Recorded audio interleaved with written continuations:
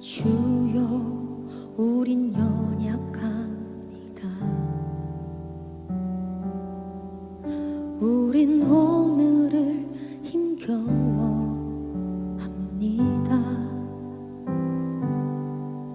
주 뜻 이루며 살기에 부족합니다. 우린 연약합니다.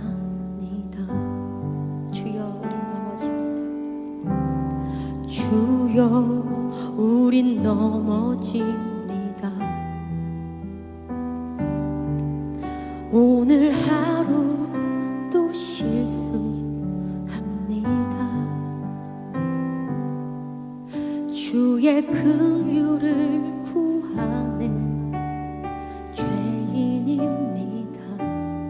우린 주만 바라봅니다.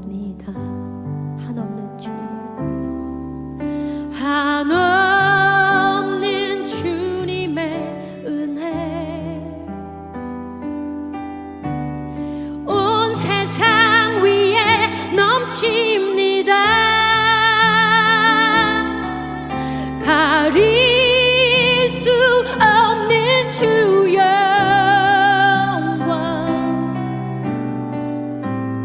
온 땅 위에 충만합니다. 주님만이 길이 오니 우린 그 길 따라갑니다. 그날에 우릴 이루실 주는 완전합니다. 우리 처음부터 다시 한번 찬양할까요? 주여, 우린 연약합니다. 주여, 우린 연약합니다. 우린 오늘을 힘겨워합니다. 주 뜻 이루며 살기에 부족합니다. 우린 연약합니다. 주여, 우린 넘어집니다. 주여, 우린 넘어집니다. 오늘 하루 또 실수합니다. 주의 긍휼을 구하는 죄인입니다. 우린 주만 바라봅니다. 한없는 주님의 은혜, 한없는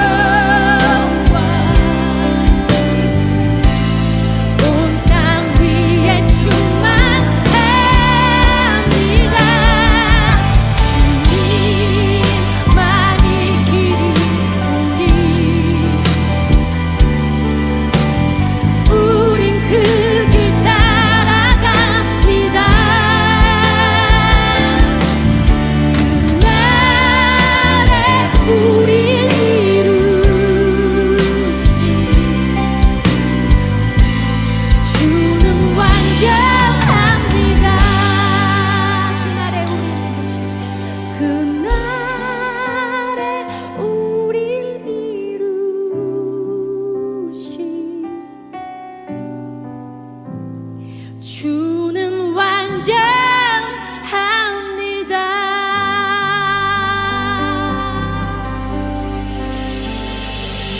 네, 주는 완전하십니다. 할렐루야.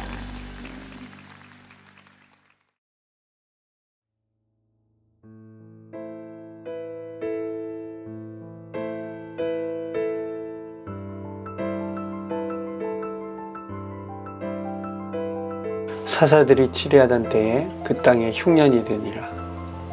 유다 베들레헴의 한 사람이 그의 아내와 두 아들을 데리고 모압 지방에 가서 거류하였는데 그 사람의 이름은 엘리멜렉이요 그의 아내의 이름은 나오미요 그의 두 아들의 이름은 말론과 기련이니 유다 베들레헴 에브랏 사람이더라. 그들이 모압 지방에 들어가서 거기 살더니 나오미의 남편 엘리멜렉이 죽고 나오미와 그의 두 아들이 남았으며 그들은 모압 여자 중에서 그들의 아내를 맞이하였는데 하나의 이름은 오르바요 하나의 이름은 루시더라. 그들이 거기에 거주한 지 10년쯤에 말론과 기련 두 사람이 다 죽고 그 여인은 두 아들과 남편의 뒤에 남았더라. 그 여인이 모압 지방에서 여호와께서 자기 백성을 돌보시사 그들에게 양식을 주셨다 함을 듣고 이에 두 며느리와 함께 일어나 모압 지방에서 돌아오려 하여 있던 곳에서 나오고 두 며느리도 그와 함께하여 유다 땅으로 돌아오려고 길을 가다가 나오미가 두 며느리에게 이르되 너희는 각기 너희 어머니의 집으로 돌아가라. 너희가 죽은 자들과 나를 선대한 것 같이 여호와께서 너희를 선대하시기를 원하며 여호와께서 너희에게 허락하사 각기 남편의 집에서 위로를 받게 하시기를 원하노라 하고 그들에게 입맞춤에 그들이 소리를 높여 울며 나오미에게 이르되 아니니이다. 우리는 어머니와 함께 어머니의 백성에게로 돌아가겠나이다 하는지라. 나오미가 이르되 내 딸들아 돌아가라. 너희가 어찌 나와 함께 가려느냐. 내 태중에 너희의 남편들 아들들이 아직 있느냐. 내 딸들아 되돌아가라. 나는 늙었으니 남편을 두지 못할지라. 가령 내가 소망이 있다고 말한다든지 오늘 밤에 남편을 두어 아들들을 낳는다 하더라도 너희가 어찌 그들이 자라기를 기다리겠으며 어찌 남편 없이 지내겠다고 결심하겠느냐. 내 딸들아 그렇지 아니하니라. 여호와의 손이 나를 치셨으므로 나는 너희로 말미암아 더욱 마음이 아프도다 하매 그들이 소리를 높여 다시 울더니 오르바는 그의 시어머니에게 입맞추되 룻은 그를 붙쫓았더라. 나오미가 또 이르되 보라 내 동서는 그의 백성과 그의 신들에게로 돌아가나니 너도 너의 동서를 따라 돌아가라 하니 룻이 이르되 내게 어머니를 떠나며 어머니를 따르지 말고 돌아가라. 강권하지 마옵소서. 어머니께서 가시는 곳에 나도 가고 어머니께서 머무르시는 곳에서 나도 머물겠나이다. 어머니의 백성이 나의 백성이 되고 어머니의 하나님이 나의 하나님이 되시리니 어머니께서 죽으시는 곳에서 나도 죽어 거기 묻힐 것이라. 만일 내가 죽는 일 외에 어머니를 떠나면 여호와께서 내게 벌을 내리시고 더 내리시기를 원하나이다 하는지라. 나오미가 룻이 자기와 함께 가기로 굳게 결심함을 보고 그에게 말하기를 그치니라. 아멘.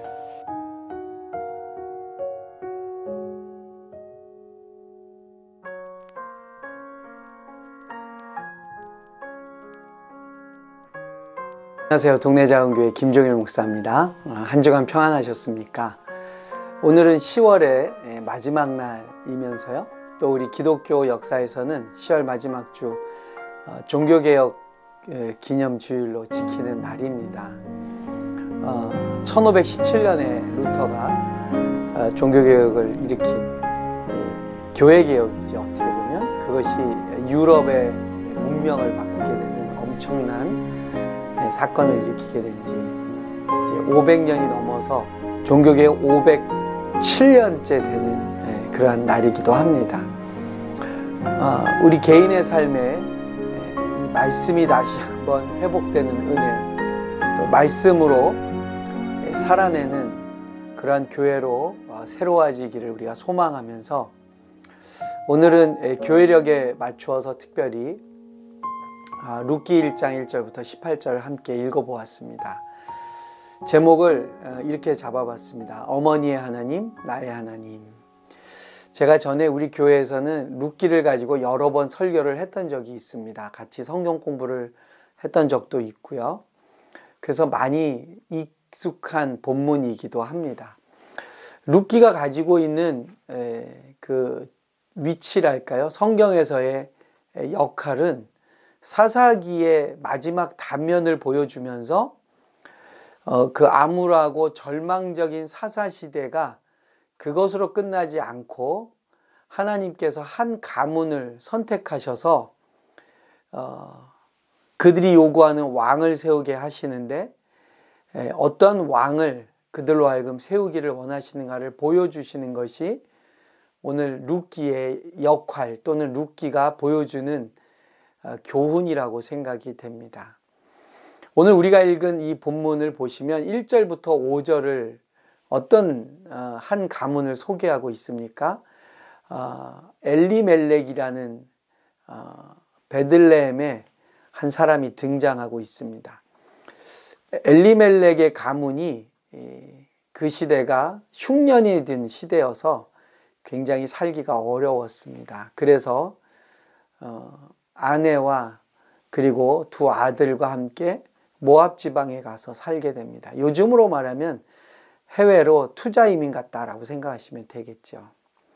그런데 어떤 일이 생겼냐 하면 그들이 거기 가서 한 10여 년을 살았는데 다 죽어버렸습니다. 누가 죽었느냐? 아버지와 두 아들이 죽었어요. 그런데 그 두 아들을 위해서는 또 다 결혼을 시켜서 며느리들이 있었습니다. 그러니까 아버지 두 아들은 다 죽고 어머니와 며느리 둘만 남은 것이죠. 시작은 사사들이 치리하던 때 그 땅에 흉년이 드니라 이렇게 시작됩니다.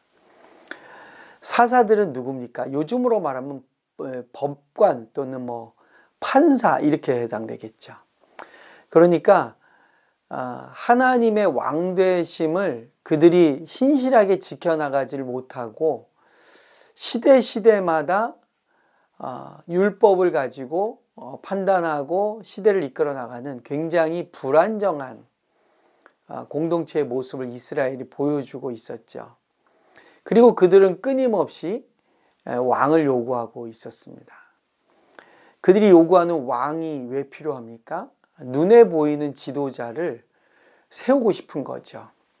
눈에 보이지 않는 하나님께서 통치하는 하나님의 백성으로 살아가는 본을 보이기 위해서 그들이 약속의 땅에 돌아왔는데 그들은 주변에 여러 부족들 또 여러 열강들의 왕이 있는 것을 보면서 그 왕이 갖는 힘, 효율성, 군사력, 그 능력 이런 것에 정신을 빼앗기고 말게 됩니다. 그 결과는 어떻습니까? 오늘 사사들이 치리하던 이 시대에 마지막 한 가문을 보여주는 것이 룻기인데요.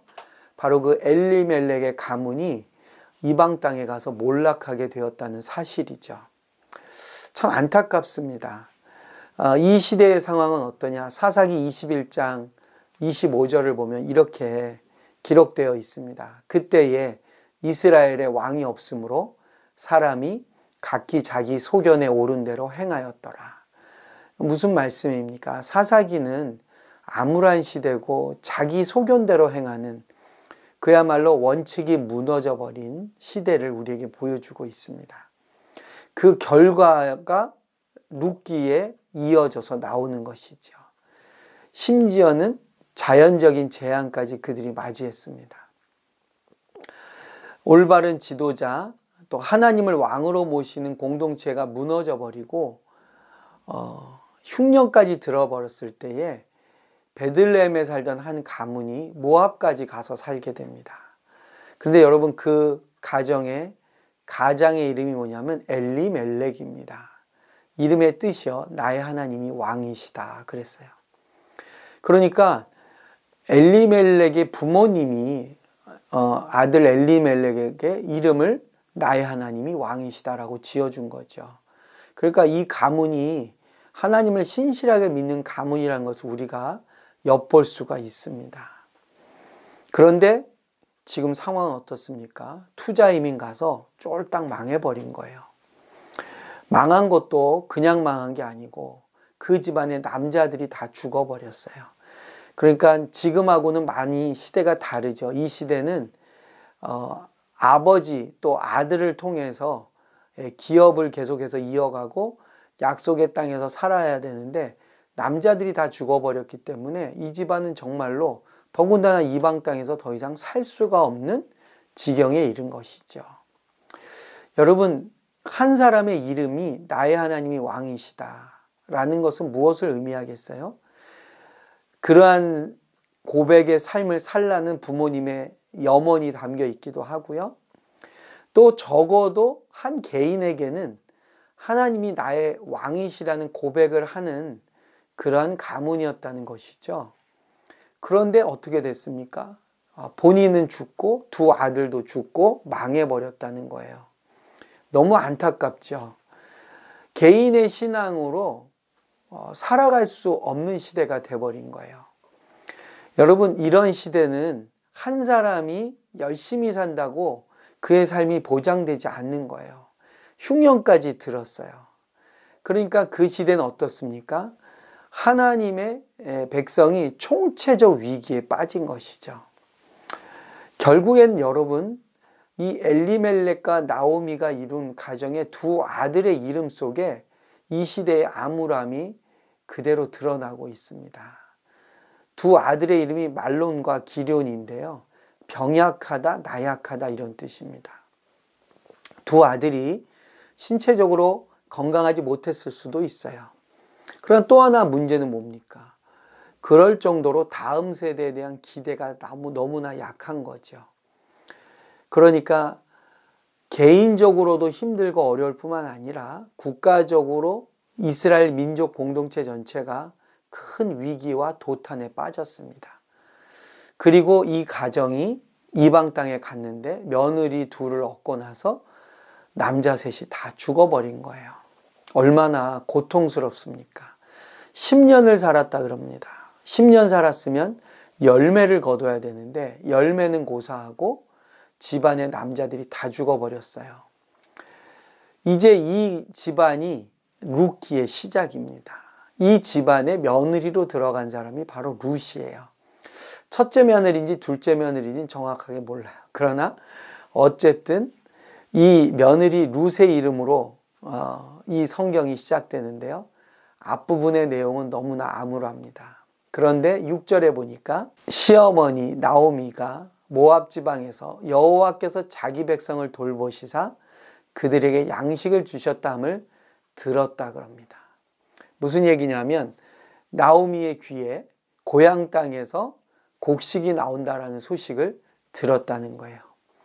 그들의 고향이 어디냐? 남편의 고향 바로 베들레헴이죠. 베들레헴이란 이름은 나중에 아시겠지만 예수님이 태어나신 곳 아닙니까? 예수님의 출생지죠. 바로 그 베들레헴의 이름의 뜻이 뭐예요? 떡집이라는 이름입니다. 그러니까 베들레헴은 떡을 많이 만드는 곳이고 떡이 풍성한 곳이에요. 그러니까 먹고 사는 문제에 그렇게 고민하지 않을 곳이 베들레헴이었는데 흉년이 들고 결국에는 고향을 떠난 이 집안이 몰락한 가운데 다시 그들의 고향에 하나님이 양식을 주셨다는 소식을 듣게 된 것이죠. 그런데 시어머니 나오미가 룻과 또 한 명의 며느리에게 현실적인, 상식적인 제안을 합니다.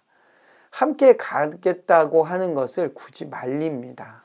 그 이유는 뭐냐 하면 함께 가봐야 정상적인 가정을 이룰 수 없다라고 나오미는 생각한 것이죠. 그들이 고향에 가서 먹고 사는 문제의 근본적인 해결은 땅을 다시 얻는 것이에요. 근데 땅을 얻으려면 자신의 가문에 속해 있는 남자들이 있어야 돼요. 그런데 남자들이 없어요. 네. 아버지도 죽고 두 아들도 죽었기 때문에 이 며느리들은 더군다나 모압 여자들이잖아요. 그러니까 이방 여자들이 그 땅에 들어가서 정상적으로 가정을 이루기엔 너무나 어려운 상황인 것이죠. 불가능한 겁니다. 오히려 이 두 며느리는 고향이 모압에서 새 출발을 하는 게 낫다라고 생각해서 나오미는 내가 다시 자녀를 낳을 수도 없고 그렇기 때문에 너희들이 내 고향에 함께 간다고 해서 정상적인 생활을 할 수 없다. 나도 그렇다라는 마음에 여기 머물라고 합니다. 가문이 다시 살아날 가능성이 없어요. 그럼에도 나오미가 그곳에 가려고 하는 이유는 뭡니까? 생존을 위함이죠. 네.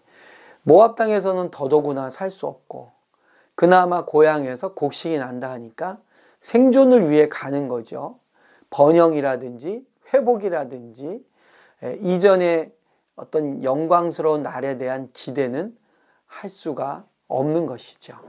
그래서 15절에 보니까 나오미가 내 동서는 그의 백성과 그의 신들에게로 돌아가나니 너도 너의 동서를 따라 돌아가라 이렇게 말합니다. 그냥 그의 백성에게로 하지 않고 그의 백성과 그의 신들에게로 돌아갔다 그럽니다. 그러니까 여러분 이 시대는요, 어느 한 땅에 산다는 것, 어느 한 백성들과 함께 산다는 것은 그들이 믿는 신앙 체계와 함께 산다는 것을 전제하고 있는 것이죠.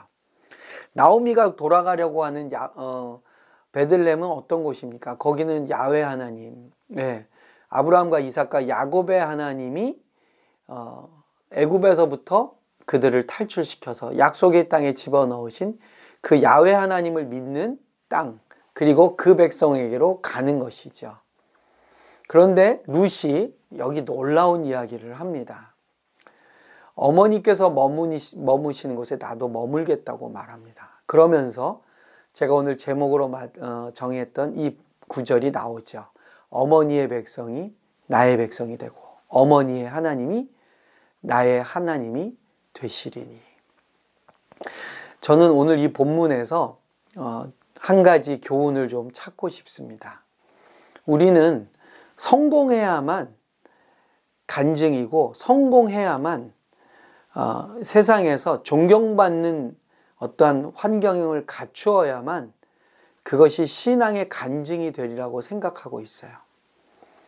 여러분, 지금 나오미의 가정은 어떻게 됐습니까?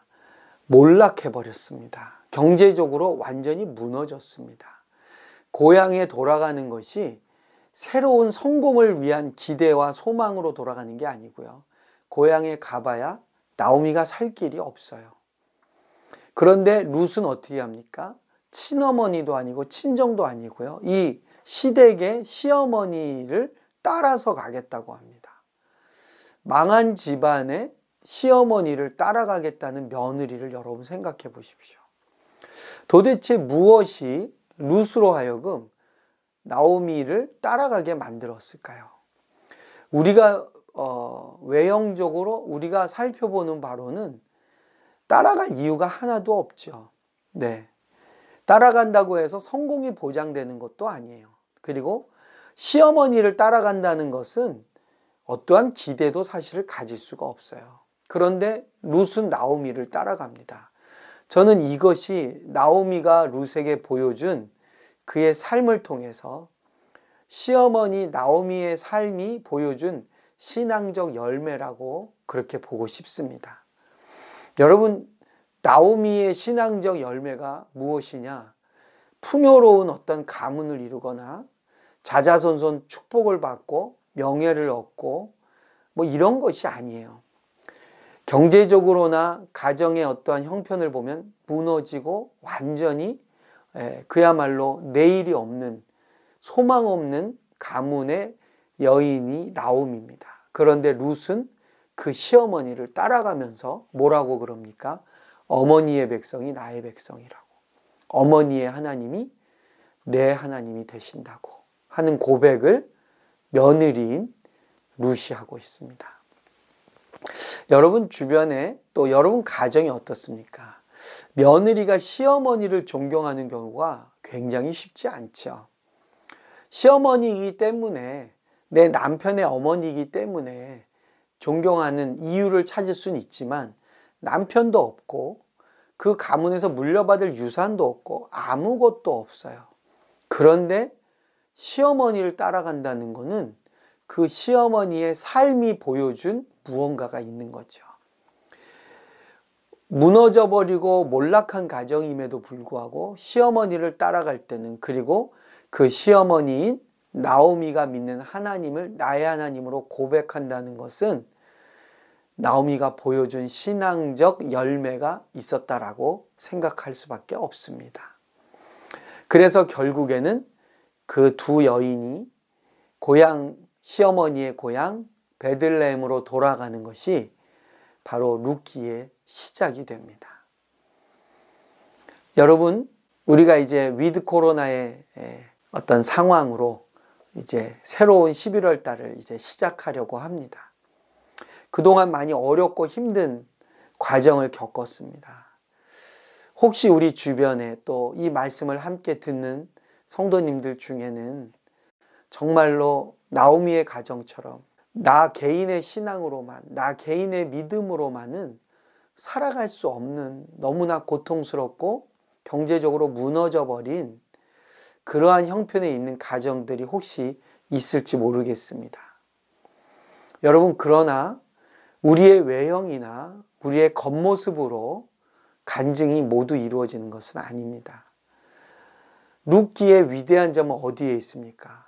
10년 투자 이민의 삶이 무너진 것 같은데 거기에 나오미는 며느리 한 사람을 얻은 것을 우리에게 보여주고 있습니다. 이 며느리 하나 얻은 게 뭐 그렇게 큰 열매냐? 그렇지 않죠. 룻기가 기록된 이유가 바로 여기에서부터 시작되고 있습니다. 사사들의 시대가 무너져 버리고 한 시대가 망하고 새로운 시대, 이제 왕의 시대가 열리는 그 중간에 하나님께서 새로운 왕을 일으키시는 그 과정에 바로 무너진 엘리멜렉의 가문의 두 여인을 바톤 터치하는 역할로 여인 두 사람을 지금 회복시키고 있다는 사실이죠. 우리의 신앙의 경주는 그래서 단거리 경주가 아니라고 저는 믿습니다.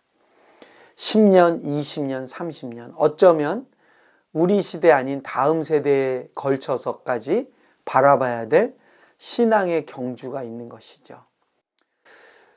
이 말씀이 과거에는 그냥 제가 말씀을 전할 때도 그 시대가 참 어둡고 암울했구나 했는데, 최근에는 저는 이 말씀을 보면서 마치 오늘 우리 시대를 보는 것 같습니다.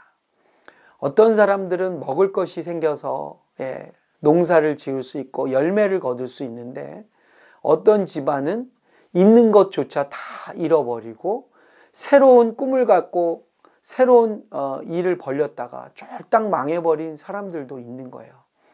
극도의 빈부의 격차가 이제 일어나고 있는 거죠. 기근이 끝나고 전염병이 그치고 회복의 때가 되는데 어떤 사람은 자기 땅에서 열매를 거두고 어떤 사람은 남의 땅에 가서 이삭을 주어야 먹고 사는 그러한 경제적 불균형이 일어나게 된 것이죠. 나오미와 룻은 고향에 돌아가서 어떻게 생존할 수밖에 없습니까? 그들의 생존 방법은 다른 게 아니고요. 남의 땅에 있는 이삭을 주어서 먹는 것이죠. 그것은 희망찬 미래를 기대할 수 없는, 하루 벌어 하루 사는 그러한 인생으로 떨어지게 된 것이죠. 그런데 그 두 사람을 하나님은 지금 왕의 시대를 여는 주인공으로 부르시고 있다는 사실입니다. 사랑하는 성도 여러분, 이 코로나의 기간 동안에 우리가 어려워지고 힘들어진 분들 계십니까? 다른 사람과 비교해 볼 때 오히려 이 코로나 때문에 어떤 사람들은 사업이 번창하고 경제적인 소득이 늘고 더 많은 좋은 일들을 많이 겪는 사람이 있는 반면에 어떤 분들은 너무나 힘든 과정 속에 있는 분들도 계신다고 생각됩니다. 그러나 여러분의 외형과 여러분들의 경제적인 수준이 오히려 하나님의 은혜를 받는 과정이 될 줄로 여러분 믿으시기 바랍니다. 또 우리의 경제적인 몰락이나 연약함과 추락한 모습이 부끄러움이나 또는 창피하거나 하나님을 드러내지 못하는 숨기고 싶은 현실이 아니라요. 그런 삶에서도, 그러한 상황 속에서도 나를 보고 우리를 보고 하나님을 믿겠다고 따라 나오는 사람이 있다면 그것이 바로 우리에게는 축복의 시작인 줄로 믿습니다. 여러분, 몰락한 가정을 도망가는 사람도 있고요. 몰락한 가정 속에서 시어머니가 믿는 하나님을 따라서 나서는 며느리도 있습니다. 그들이 고향에 간다고 특별한 것이 준비되어 있는 것도 아닙니다. 그러나 그들은 그곳에서 허리를 숙여서 이삭을 줍는 수고로운 삶을 살지라도 믿음의 본향을 향해 돌아갈 때에 하나님이 예비해 주신 놀라운 회복의 시간이 그들을 향해 다가오고 있다는 사실이죠. 오늘 이 본문의 말씀을 붙들고 여러분, 죽을 것 같고 고통의 나날을 보낸 종교개혁자들의 삶을 생각해 보십시오. 그들은 말씀이 가르치는 대로 살겠다고, 그런 교회를 만들겠다고 다짐하고 또 결심한 것 때문에 그들은 고문을 당하고요, 죽임을 당하고요, 내쫓김을 당하고 파문을 당하면서 살았습니다. 그러나 그러한 길을 걸어간 그 종교개혁자들의 뒤를 따른, 마치 몰락한 가정의 나오미를 따른 룻처럼 종교개혁자들의 뒤를 따른 수많은 성도들과 교회들로 말미암아 유럽은 새로워졌고요. 이 개혁교회라는 놀라운 새로운 하나님의 교회 운동이 전 세계에 일어나게 되었습니다. 모쪼록 손에 쥐어진 것이 없을지라도 하나님이 양식을 다시 주신다는 소식을 들릴 때에 그 믿음의 길 여러분 포기하지 마시고 걸어가시기를 바랍니다. 그리고 나를 따라오는 며느리, 나를 따라오는 룻과 같은 신실한 하나님의 자녀가 보인다면 그것이 우리에게 주시는 이 기근의 때의 열매라고 믿습니다. 또 한 주간도 우리 나오미와 룻처럼 다시 한번 하나님이 주시는 양식이 있는 곳으로 나아가는 저와 여러분들이 되시기를 간절히 축복드립니다. 감사합니다. 김종일 목사였습니다.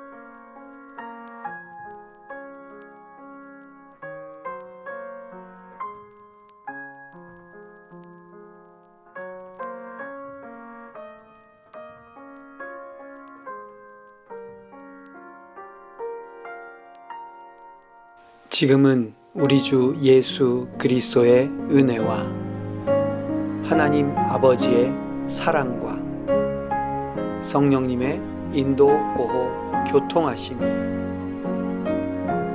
형제들에게, 자매들에게 온 세상 위에 함께 계실지어다. 아멘.